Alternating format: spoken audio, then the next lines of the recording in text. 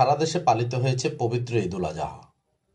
কোরবানি শেষে গরিব অসহায় মানুষের মাঝে মাংস বিলিয়ে দিয়েছেন অনেকে। তবে অনেকে সেসব মাংস সংগ্রহ করে চট্টগ্রামের বিভিন্ন এলাকার রাস্তায় রাস্তায় বিক্রি করছেন। এসব মাংসের ক্রেতা উপস্থিতিও চোখে পড়ার মতো। সংগ্রহ করা মাংস এভাবে বিক্রি হচ্ছে রাস্তার মোড়ে মোড়ে। বন্দরনগরীর কদমতলী মোড়ে সহ বিভিন্ন এলাকায় ঘুরে এমন চিত্র দেখা গেছে।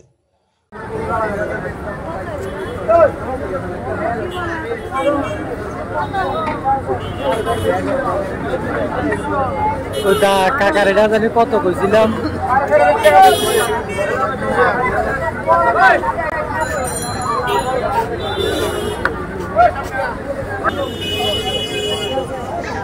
তোমাদের 18 2000 আরো 3 কেজি